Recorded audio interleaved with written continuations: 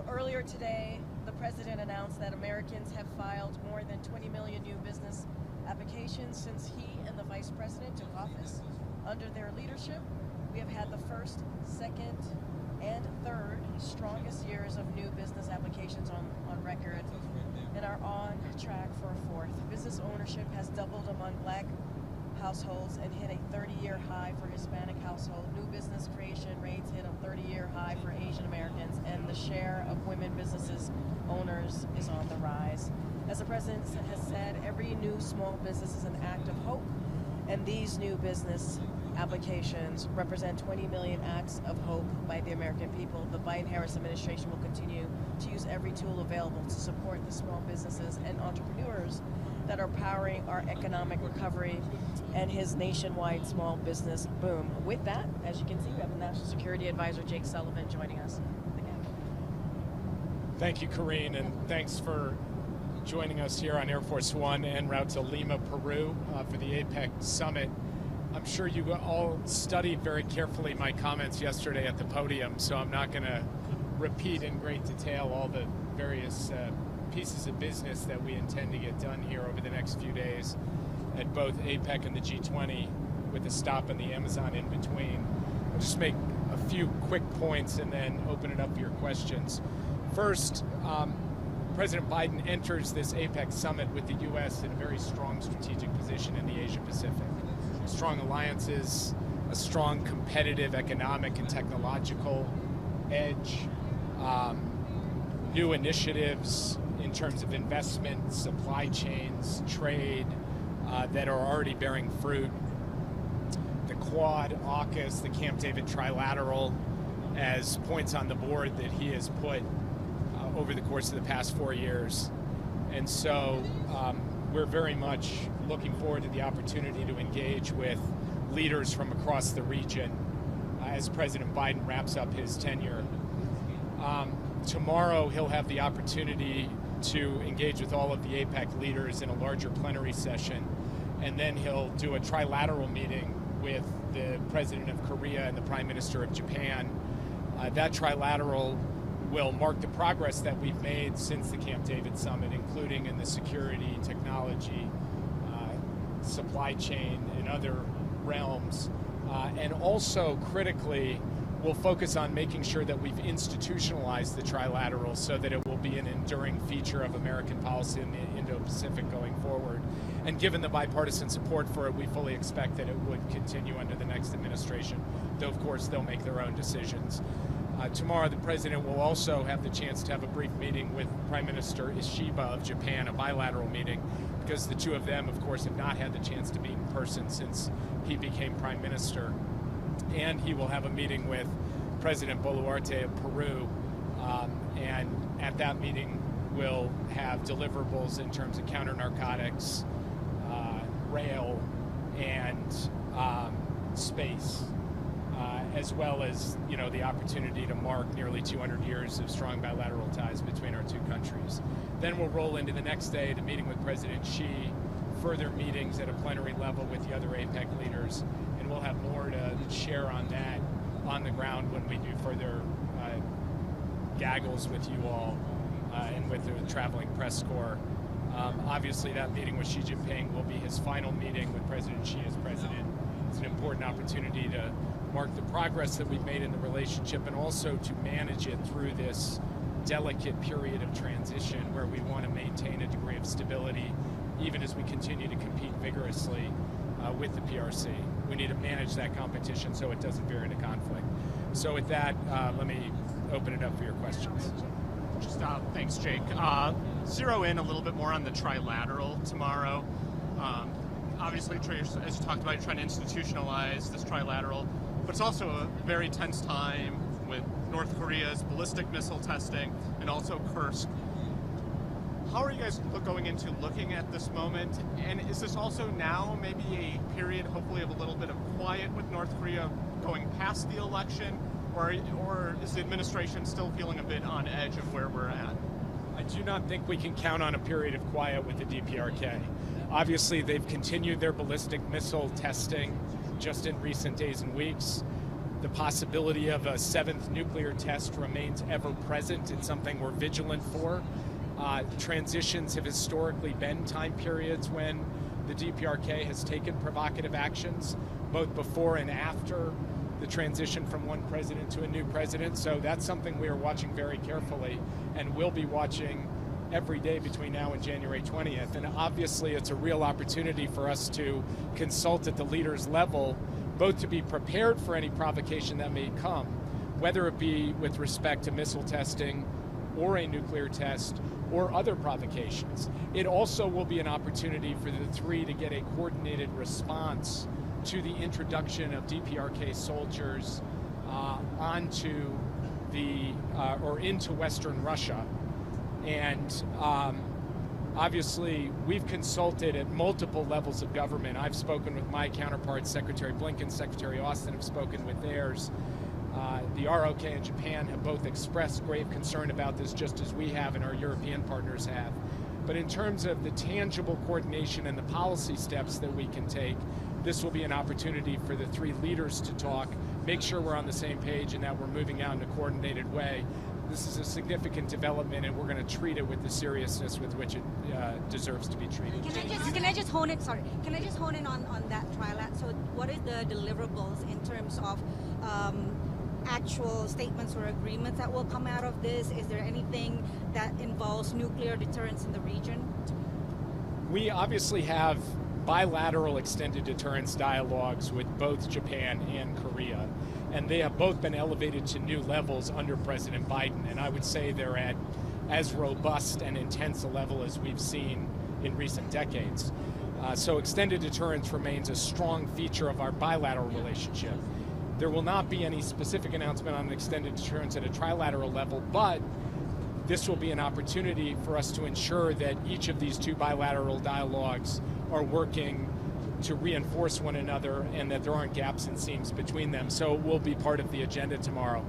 In terms of the deliverables, one of the main things that will come out of tomorrow is the establishment of a secretariat for the trilateral on a going forward basis, so that there is an institutional framework, and this isn't just a series of leaders meetings, it is in fact something that has a home in all three governments, and the three governments can cooperate at every level on trilateral collaboration.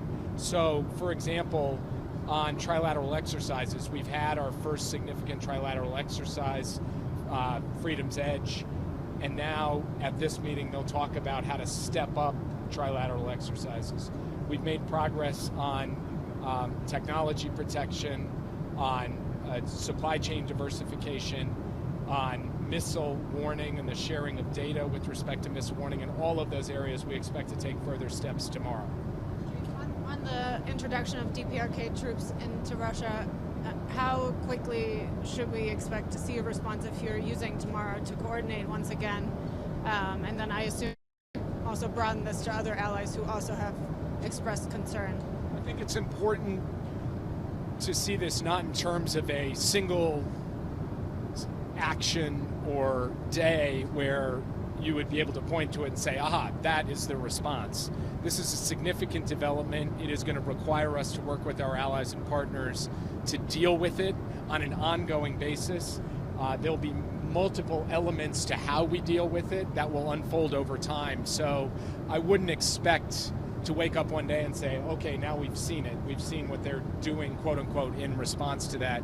I think rather there'll be a coordinated set of policy decisions that we take, diplomatic in terms of the material provided to Ukraine and otherwise, that we will work with our allies and partners on. That includes our allies and partners in Europe, and it includes Japan and ROK. On the China meeting, yesterday you talked about how the new administration, regardless of what they do, obviously have to manage this relationship. What do you see as the biggest China risk for the incoming administration that they face in 2025? Well,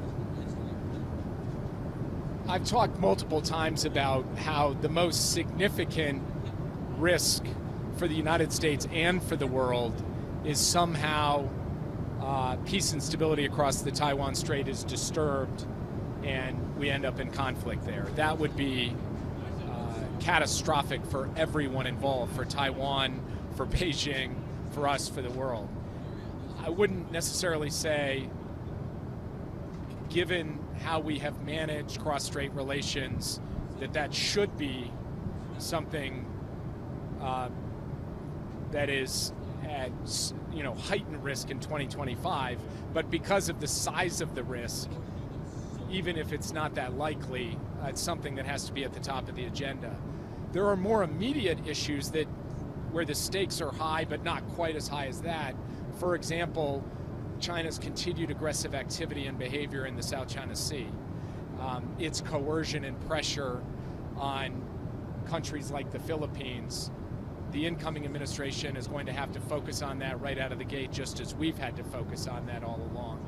And then, of course, there's the continuing economic and technology relationship, where the United States is going to have to take steps on an ongoing basis to maintain our competitive edge. Of course, we in the Biden administration have taken a number of those steps, and there are more things that we can do before we leave, but also the new administration is going to have to carry that agenda forward. Jake, can I just ask, you've talked a little bit about institutionalizing things, making sure that at the levels below the two leaders that things are going to continue, or you hope they will continue.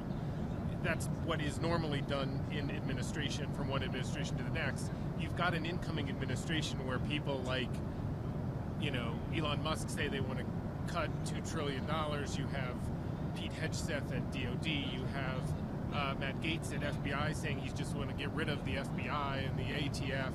And forget about the presidential level. Do you have any confidence that even deep down in the bureaucracy, that some of these things that you're putting into place are actually going to continue, or do you feel like even those things that you're trying to institutionalize are at risk? Let me try to answer that question with an example. My example is the Quad, which was first conceived of in the George W. Bush administration, was then taken forward modestly in the Obama administration, taken forward a bit more in the Trump administration, and then elevated to leaders level and institutionalized in the Biden administration. So Obama to Trump to Biden, you see continuity and then acceleration of a critical institutional initiative in the Indo-Pacific. I use that example because I would put the Camp David Trilateral in a similar category. It's the kind of thing that has strong bipartisan support, that has obvious benefit to the United States, that doesn't involve some massive incremental resource commitment. So I do have some measure of confidence that that kind of initiative, properly institutionalized, can endure and be sustained through the next administration and the one beyond that and the one beyond that. With respect to the wider suite of policy questions that your question raised, I can't speak to that. All I can do is look at areas where we believe that we are passing off a strong hand for the United States with our allies and partners, and where we want to do everything possible to set them up for success should they choose to carry it forward. The choice to carry it forward will ultimately be theirs to make. My question was really a kind of tricky way to get you to comment on the next president's nominees. Oh. You don't want to do I do that? not want to do that. No, Can I do not want to I ask a China question, Jake? So Xi Jinping in Peru will also be inaugurating this $1.3 billion megaport that's kind of like a hub for trade connectivity to South America. We know that 3 years ago, President Biden tried to offer his counter to Chinese Belt and Road Initiative, and since then it has been scaled down, or maybe you would call it refocused to the two corridors, Luzon and Libido. My question is, in these past years, what has the administration learned in terms of what it can and cannot do in terms of competing with China and offering a viable and more healthy development financing? First of all, I think it's just totally wrong to say that the Partnership for Global Infrastructure, PGI, has been scaled down to two corridors. I don't know where you got that from. It's well, you would say as a refocus, but I mean in terms of actual... Or refocused. I mean, we've mobilized more than $60 billion just the U.S., and that's a part of the larger G7. And that's not just been for two corridors. That's been for investments across Africa, Southeast Asia, and Latin America. So I couldn't more emphatically reject the notion that PGI is now just focused on 2 corridors. I'm not sure why you're proceeding from that premise. In fact, a lot of that investment is in Latin America, and we will be making announcements when we go to Brazil connected to PGI. And in Peru alone, you mentioned a $1.3 billion port project that China's inaugurating. We've got more than $6 billion in American foreign direct investment in Peru. So I think there's an interesting dynamic where every time we fly to South America or Africa, the press writes the story, China's doing a lot, America's doing a little, and then you look at the numbers behind it, the total stock of American investment in Latin America and the Caribbean, and you compare that to what China is doing. We are, across our private sector and now backed up by tools like the Development Finance Corporation, investing in a wide range of technology, infrastructure, energy, health, and other projects, and are an incredibly important player. And the free trade agreement between the U.S. and Peru has been a significant job creator in the U.S. and a significant job creator in Peru, and that will continue to be the case as we go forward. Do you expect any progress on Ukraine or Middle East, particularly at the G20, since you've got so many allies and also adversaries there, or is basically everything on hold until January the 20th of those? I think you'll see continued activity on both of those accounts. Nothing's on hold between now and January 20th. For example, we're continuing to work on diplomacy relative to Lebanon. We're continuing to seek a hostage deal, even if it's the first step in a hostage deal. And the president just met with the hostage families yesterday. Obviously we're continuing to coordinate closely with Israel with respect to the threat posed by Iran and potential response by Iran to Israel's actions from a few weeks ago. So on the Middle East, every single day is going to bring continued action, diplomacy, and work on our part right up until the last minute that President Biden is president. I don't anticipate that G20 is going to be a particularly fruitful venue for that kind of work, at least not at the plenary level. But obviously in the side conversations with European counterparts, Middle Eastern counterparts, and others, we'll continue to try to drive diplomacy forward. Similarly on Ukraine, he will have the chance to see his European colleagues. We will be talking about next steps on Ukraine, including what we're trying to do to surge military equipment, to allocate all of the resources that Congress has given us, and also to find other ways to strengthen Ukraine so that we hand that account off in the best possible shape to the next administration. Would that include Europe doing more for Ukraine? Well, we have watched over the course of the past 2.5 years Europe stepping up to the plate and sharing the burden in relatively unprecedented ways in modern times in terms of the amount of resources allocated and the types of contributions, military assistance contributions that they have made. So we're going to argue that should continue and that should intensify, because the goal should be to put Ukraine in the strongest possible position on the battlefield so that they have the most possible leverage going into negotiations. Hostage families were at the White House yesterday. Is the overall message to those families that there will be a deal that gets done in the next 60 days, or is it better for them to pivot to working with the Trump administration to getting their loved ones home? They asked of us, and then what they asked publicly is that we start work now with the incoming administration on a coordinated approach so we make maximum use of these 60-plus days, so we don't just wait it out, or so that we don't work at cross purposes. We've indicated we're prepared to do that. And then, sorry, just real quick, there's a lot of new leaders that are going to be at APEC, at G20. Biden's an outgoing president. I mean, how does he plan to really speak with those leaders that he could be meeting for the first time? So in some cases, it will be an opportunity to make sure that he's taking stock of the health of the relationship. So Prime Minister Ishiba is a good example of this. They've spoken on the phone, they haven't met in person, they'll meet for the first time. President Biden will be able to review with Prime Minister Ishiba really the historic heights that the U.S.-Japan alliance has reached, and then basically say, this is what I plan to hand off to my successor when he comes in. With others, it'll obviously be an opportunity for him to convey long-standing American positions that don't change much from administration to administration, that didn't change much from the last Trump administration to this one. And then, in some cases, he'll say, I don't speak for the incoming administration, so I'm not sure what they're going to do. I can only tell you what I believe in. So it'll be different kinds of conversations with different folks. There are a lot of people, though, that he's worked closely with over the last 4 years at both of these summits, and it will be an opportunity for him to say thank you for great partnership and work together. And in cases like President Xi Jinping, it will be an opportunity for him to have a capstone on a relationship dating back more than a decade. We saw some explosions in Brazil.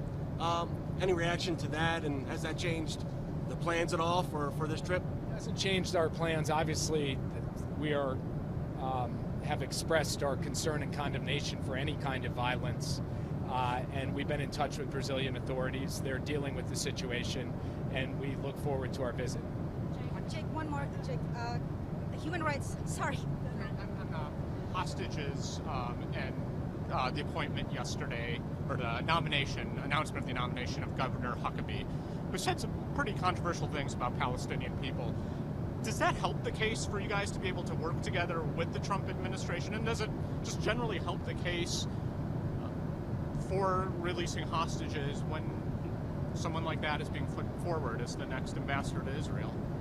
I didn't see the exact comments that you're referring to, so I can't quite comment on it. But what I will say is we've expressed our willingness to try to come up with a coordinated approach. I would hope that President Trump is committed to getting the hostages out. President Biden certainly is, and so we ought to be able to work together on it. But I can't speak to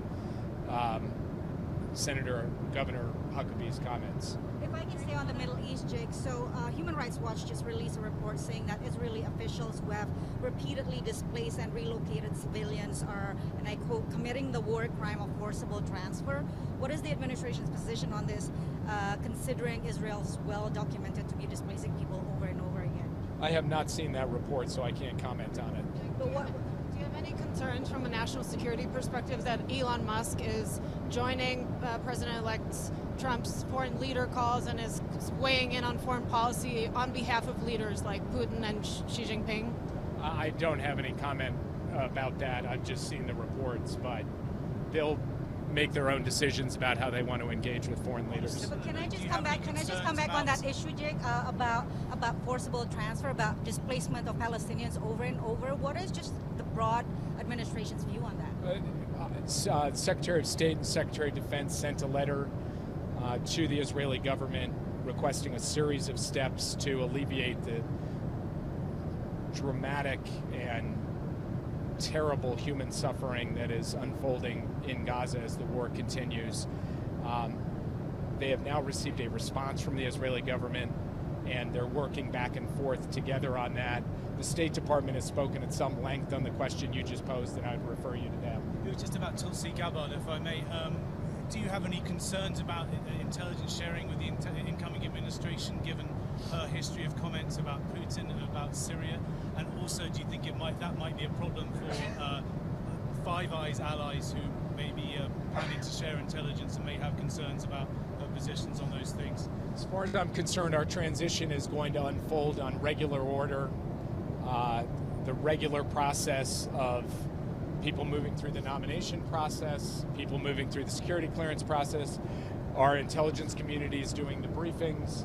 I am not going to get engaged in that or play a role in that because that is properly the work of the relevant intelligence agencies to do their work. And so I don't really have any comment about President Trump's nominees or public comments and how they relate to the to this issue of intelligence. China, part of why you guys manage the relationship the way you have is because you have a channel with your counterpart in China. Would you, that's worked well, I guess you would say, would you advise your successor, Mike Waltz, to keep that channel going, or what's sort of your unsolicited advice to the next guy? I hope to have the opportunity as we go through the handoff to speak with my successor about the full range of issues on our plate, including how we went about managing the U.S.-China relationship. He'll have his own ideas, the administration will have their own ideas. I'll share my advice but I'll share with him privately rather than publicly. Jake, there's the Biden administration put a freeze on LNG exports. That's important to a lot of allies that the president's going to meet. Will there be any update on that freeze, or when those export licenses might go out?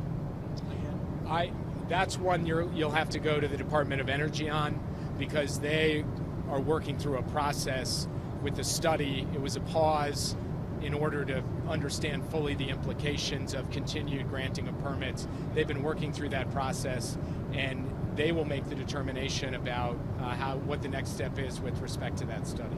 You mentioned, Jake, work together with Peru on anti-trafficking, drug trafficking. Can you confirm that the U.S. will be sending 9 Black Hawk helicopters for this effort? I can't confirm that in this gaggle on this plane, but we'll have more to report to you tomorrow in and around the bylaw.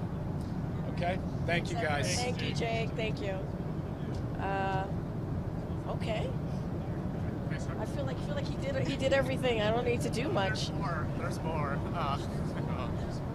Okay, go ahead. Thank you. On the Matt Gaetz nomination, does the White House just have any general response? And is the president at all concerned, considering some of the things that the congressman has said in the past, is there a concern that he would weaponize the Justice Department in general, but also to go after members of this administration or even members of his family? So, look, a couple of things. We're going to certainly continue to respect the process, the transition, the handoff. We're going to continue to we're not going to comment on every personnel choice or decision that is made by the president-elect and his transition team. I will say this, and I think you saw by example from this administration the importance of the Department of Justice being independent, and especially as it relates to investigations. And I will also add the only loyalty we believe, and it should be believed, that the Department of Justice should have is to the Constitution and to the rule of law. There should not be loyalty to any political party. That is not how the Department of Justice should be run. And so that is something we've been very, very clear about. And I think also you can see by this president leading by example and continuing to say the Department of Justice should be independent, especially as we talk about investigations. Again, any personnel decision or choice, we're just not going to comment on, but we can speak, obviously, as I just did, more broadly. Can I ask you then more broadly, the president spent so much of the last 4 years talking about Donald Trump being an existential threat to democracy, to this country, and to everything that he thinks the country believes in. Yet, since the election, we essentially haven't heard anything from him on that subject. And I wonder, is he? I guess should we take from that he's going to be comfortable leaving the White House, not having expressed any thoughts about what he now fears for the country, because he wants to respect a clean transition, and so therefore that's it? I mean, look, and when he spoke in the Rose Garden 2 days after the election, he didn't talk at all about that. I know. Yeah. Let me. Okay, sorry. Give me a second. One of the things that he said, aside from your part about a peaceful transition of power, but which actually connects it, is that the will of the people. The American people decided, they made a decision on who they wanted the next president to be. And we have to respect that. The president understands that we need to respect the will of the people.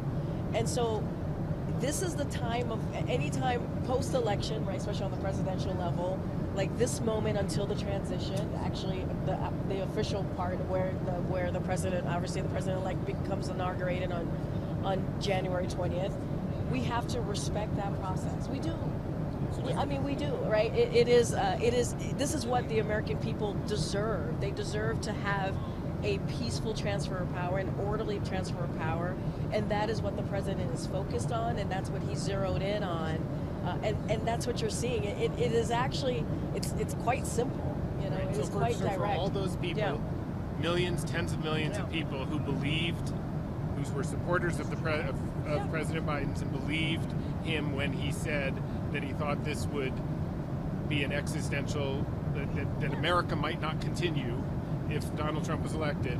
They now should believe that, you know, it's whatever. He doesn't really need to say anything about it because it's more important to respect the process. Wait, hold on a second. First of all, does he plan to talk about it after? No. Here's the thing. What the president said, and I've said this many times at the podium, he always believes and feels that the American people are obligated to honesty and the truth. So everything that he has shared during the last, almost 4 years about his thoughts about democracy being a threat, still stands. That hasn't changed. So I just want to be really clear about that. What has changed is there was an election. There was.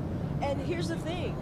A transition, an orderly transition of power is part of our democratic principle. It is actually part of continuing. Him talking about what he believes this means would make it an unorderly or a disorderly transition. I'm not going to go that far. What I'm going to say is that we are in a position or a transition or a part of the next part of after an election where the president has been very clear that the American people deserve a transition of power that is orderly, that is peaceful, and something obviously that was not afforded to him 4 years ago. He wants to lead by example, and that is part of our democratic process. It is. It truly Was the president reassured by the meeting? Okay, guys, okay. In a different way. So if he still believes it, but right now he is putting the country over, yes. Does that mean right now he's holding fire until the next president is inaugurated, and then we should expect to hear that from President Biden Look, again? I'm not going to get into hypotheticals about post-January. I'm not. I don't, like, right? I'm just trying to, make logic work with why he thinks that is, but is holding fire because right now he's... I don't even know what next week is going to look like. I'm not going to get into post-January 20th. What we're focused on and zero in on and laser focused on is making sure that we are coordinated with the transition, the Trump transition, make sure that they have what they need so we can pass over what we've been able to do and give advice to an incoming administration. That's our focus. I'm not going to get into what the president's going to do when he's no longer president. He's president right now. And I mean, the American people deserve this. They deserve to make sure that we do this the right way. And you're seeing from this president leadership. And he's leading by actually executing. Was he reassured at all by the meeting yesterday? Was he reassured by the meeting? Look, I'm not going to go into any more details that I shared yesterday. As you know, it was almost 2 hours.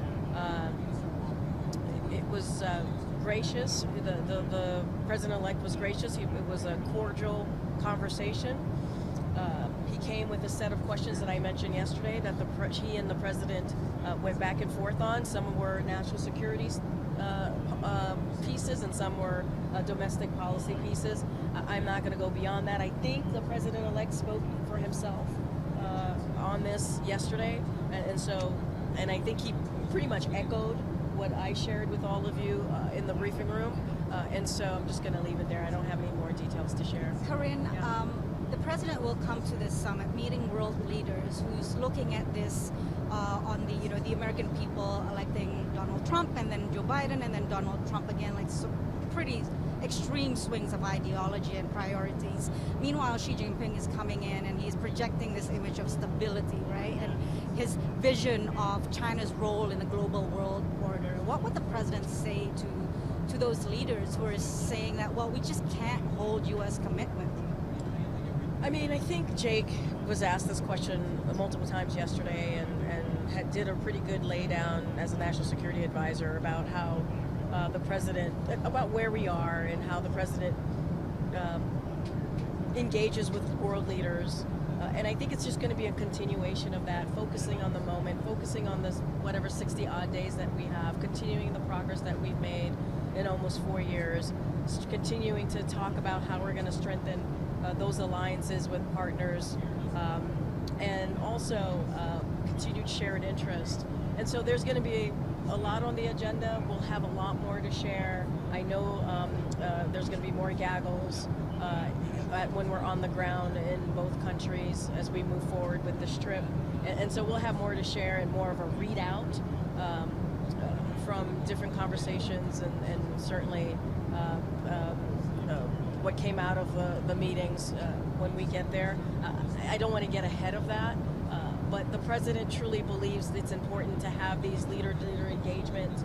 You see how effective that has been over the past almost 4 years, and so he's going to give that encouragement, give that assurance, and we really can't speak to what the next administration is going to do. We can't. You know, what we can do is, and Jake talked about this, is have the conversation, have the dialogue, engage with them, give our opinions and thoughts, and we'll see what happens. And if I can ask for an explanation, a couple of days ago, the president was asked whether he is confident that he could reach a ceasefire before the end of his term, and he gave a somewhat flippant answer. If you can explain what he meant by that, why did he respond the way he did? Was he offended by the question? I think the president, if you know this president and followed this president, obviously as many of you have, if not for the past couple of years, certainly throughout his career, you know, he's taken this issue very seriously.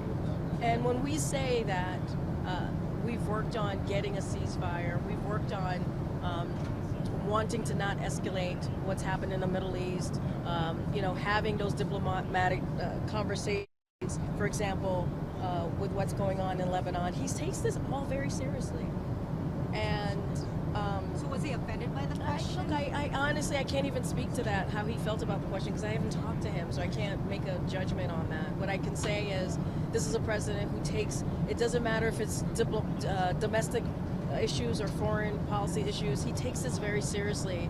And when it comes to a ceasefire, making sure that we get the hostages home. Remember, we have American hostages as well who are there. We want to make sure we get them home. So We're working on this 24/7. Why does taking it seriously lead to a joke about somebody being hit in the head by a I mean, camera? honestly, I mean, Michael, I just kind of answered this. I didn't talk to him about it, so I can't. I can't speak to what the president meant about it. What I can tell you is he is deeply committed to making sure that we get the hostages home, to making sure that we get to a ceasefire, to making sure that the Palestinian people who are suffering in Gaza get the humanitarian aid that they need. And so I can't. I have not spoken to him, so I can't speak to him directly. I know you haven't spoken to him, but I mean, you know the president and you know his mood. So was he frustrated by the lack of progress? It doesn't matter how many times you ask me this question. I'm going to give you the same answer. The president is committed to getting a ceasefire deal, and he takes this very personally as well, and takes this obviously very seriously. And I'm just going to leave it there. What is? Go ahead, Tara. Earlier you mentioned, I didn't hear Patsy's question, hard to hear from this corner. Biden wants to engage with leaders. He is not choosing to engage with the press. There is no press conference on either leg of this trip. He has a matter of days left. I mean, what was the issue with? Well, not days, but 60 some odd days. But you make it sound like we're out of here next week. Okay, that's better. Less than 100 days. Look, the president's very much looking forward to this historic trip. He often, regularly takes questions from all of you, and he is going to continue to engage with the press. And so what I would say is stay tuned. He will continue to do that, and I just don't have anything beyond that. But that end, these press conferences, post-election press conferences, in most administrations has been sort of a set piece. Does that say something about where his head's at? That he's not in a place where he can engage with us? Less than 100 days left. Right. But we typically have these. There is. I understand the calendar, but it's now what 10 days now. We're past the election. Okay, typically presidents do engage with the press. It didn't happen with Trump. With Trump, and I don't believe it. What Obama did within days with George Bush. He held a well, okay, I'm not going to go back and forth on that, but He will continue to engage with the press. He respects and understands obviously the importance of the work that you all do, especially as it relates to communicating and communicating directly with the American people.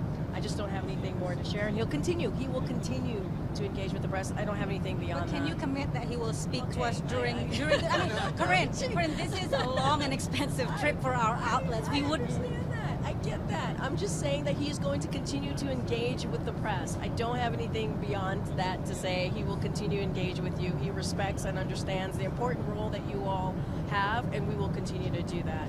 You're trying to lock me into something. I'm just not going to get locked into anything. I'm just going to tell you to continue to say he will engage with the press, and he enjoys doing that. Did the Trump meeting accelerate some of the formal parts of the transition process?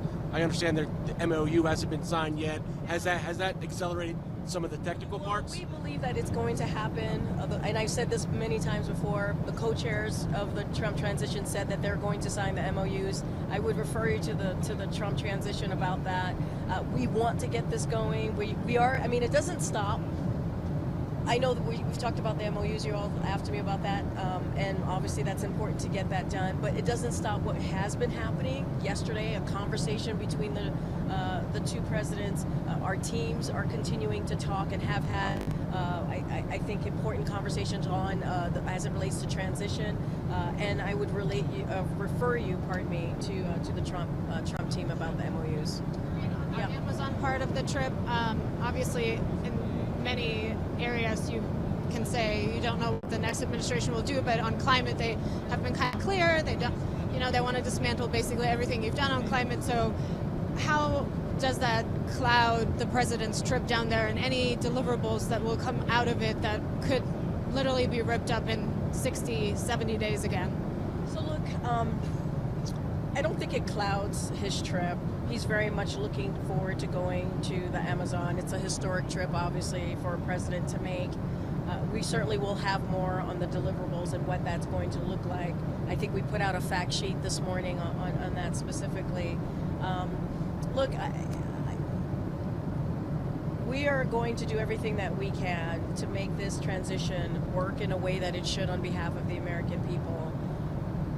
The Trump administration, when they come in on January 20th, they're going to do what they believe is the way forward. And what we can speak to is what we're going to continue to do right now in this moment as the president is president on behalf of the American people. That's our commitment. That's what we're going to be focused on. And outside of that, I just don't have anything else to share. You kind of know that it's not lasting whatever will be announced right now. I'm not going to get ahead of what the Trump administration is going to do or not do. I'm just not going to get ahead of that. Can you speak to the president's mood at all? Sorry. No, it's okay. It's okay. Can you speak to the president's mood at all going into this meeting? He would have hoped to be going down there with a Kamala Harris election victory under his belt. Now he's not. Sense of sadness, regret. I mean, look, we have not hid this, right? We've been very clear. Like, we did not get the results that we wanted. I mean, that is just an honest answer.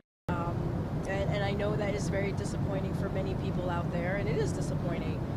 But we're also going to respect the will of the people. I mean, that is not just a line that I'm throwing out there. That is something that we're actively trying to do and respect that. That is certainly part of the democratic process, is what we're trying to do here in this transition. And he's very much looking forward. He's very much looking forward to this trip. It'll be his last G20. He's going to obviously in Brazil and get to see some of the world leaders that he's worked with, not just for the last almost 4 years, but some of them he's known for some time. And there'll be obviously the Apec in Peru. And he's going to do this historic stop, as I was going back and forth with Jenny on, in the Amazon. And so I think this is going to be a important trip, a good trip for the president. And you guys will get to see him engage as he normally does when he does these trips. And I think it's, I think there'll be some. I think we'll have more to share. I'll leave it there. We'll have more to share. Can what I comes ask out on of it. one of the initiatives No, that Brazil? you cannot ask any more questions, Patsy. It's the same line of questioning that Jenny asked in terms of commitment, right? Like one of the things that the president will attend is this Global Alliance to Fight Hunger and Poverty by Brazil, which is a key important G20 initiative. Yes, so it is. what can the U.S. commit that will have durability? We'll have more to share on that. You're right. It is a key initiative and is important. It's a initiative that we certainly have led on the global stage, and we'll have more to share. We'll have more to share on what comes out of that. Thanks, guys. Karine. Thanks, everybody.